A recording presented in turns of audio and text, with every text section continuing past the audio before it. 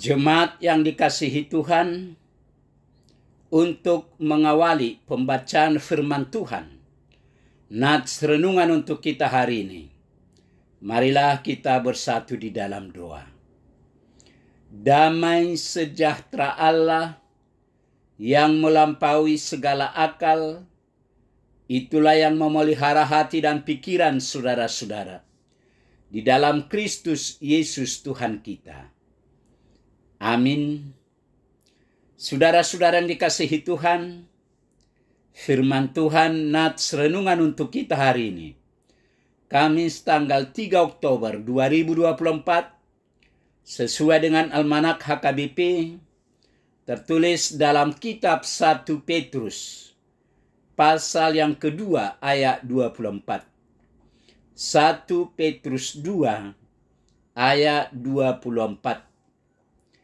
Ia sendiri telah memikul dosa kita di dalam tubuhnya di kayu salib, supaya kita yang telah mati terhadap dosa, hidup untuk kebenaran. Oleh bilur-bilurnya, kamu telah sembuh. Ia sendiri telah memikul dosa kita di dalam tubuhnya di kayu salib, supaya kita yang telah mati terhadap dosa, hidup untuk kebenaran. Oleh bilur-bilurnya, kamu telah sembuh. Demikian firman Tuhan, mengikuti jejak Kristus dalam penderitaan. Saudara-saudara yang dikasihi Tuhan, surat Petrus yang pertama ditujukan kepada orang-orang pendatang yang meragukan dan mempertanyakan tentang belas kasihan Allah kepada mereka. Karena pada saat itu mereka berada dalam penderitaan. Oleh karena itu, Petrus menawarkan harapan dan dorongan serta penguatan di tengah-tengah penderitaan. Penderitaan merupakan tema utama dari surat 1 Petrus. Karena pada waktu itu terjadi penganiayaan, yaitu pada masa kekaisaran Nero. Orang-orang percaya dianiaya karena mereka menolak nilai-nilai Roma dan lebih memilih untuk mengikuti Kristus. Dalam 1 Petrus 2 ayat 20, Petrus menerangkan bahwa merupakan suatu kasih karunia jika seseorang menanggung penderitaan yang tidak harus ia tanggung, dan bukan karena dia berbuat dosa, tetapi justru dia menderita karena dia berbuat baik. Demikian juga yang kita percayai.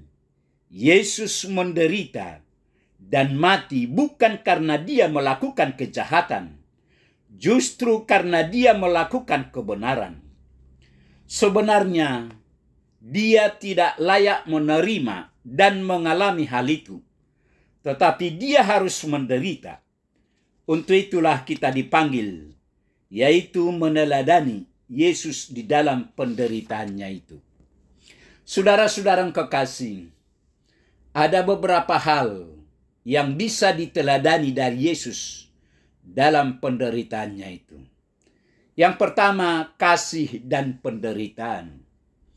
Karena kasihnya yang begitu besar, Yesus menderita dan mengorbankan darahnya demi manusia berdosa, supaya mereka selamat. Dia menderita dan mati bukan karena kejahatan dan dosa yang dia lakukan. Sebenarnya dia tidak layak menerima hal itu, tetapi karena dia taat kepada Bapanya, dia menerima hal itu. Yang kedua, ia tidak berbuat dosa dan tidak ada tipu dalam mulutnya. Dia banyak melakukan perbuatan, tetapi tidak satu pun dosa di dalam perbuatan-perbuatan itu. Hal itu ditegaskan sendiri oleh Yesus ketika dia bertentangan dengan musuh-musuhnya, Yohanes 8 ayat 46. Dan dia tegaskan di hadapan murid-muridnya sebelum kematiannya. Yohanes 14 ayat 30. Selain itu, tipu tidak ada dalam mulutnya.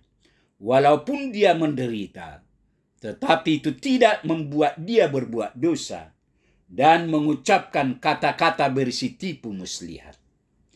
Yang ketiga, ia tidak membalas dendam. Dia tidak membalas kejahatan dengan kejahatan. Dia tidak membalas dendam. Dia tidak main hakim sendiri. Dia justru menyerahkannya kepada hakim yang sebenarnya. Hal ini menunjukkan kesabaran Yesus bertahan dalam penderitaan.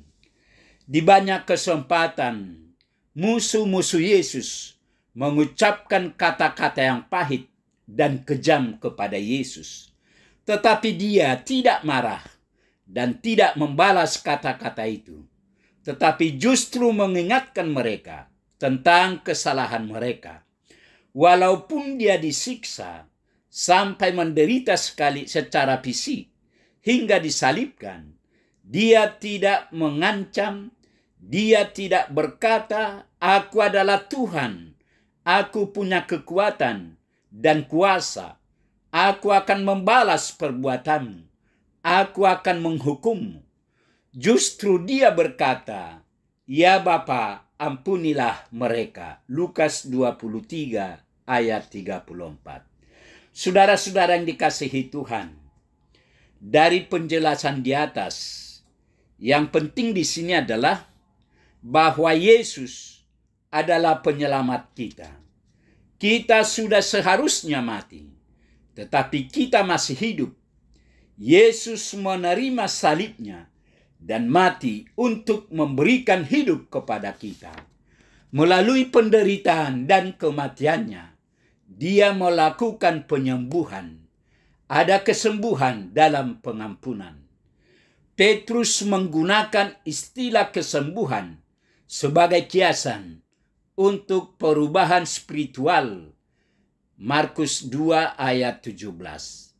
Faktor kunci dalam pertobatan bukanlah pengkhotbah, bukanlah penatua, bukan banyak sedikitnya jemaat dan lain-lain, tetapi lebih kepada seberapa terkesan dan percayanya kita dengan apa yang terjadi di salib, di mana Yesus sudah menyelamatkan kita.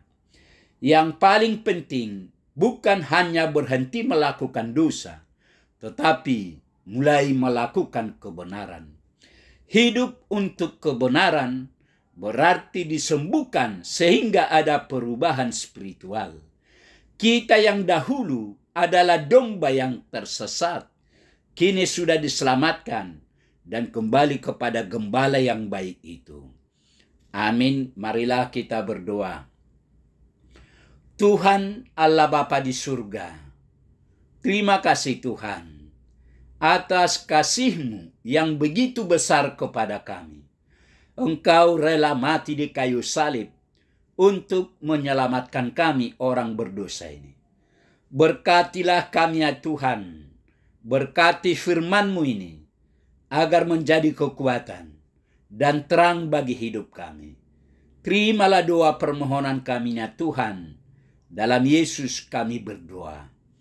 Amin.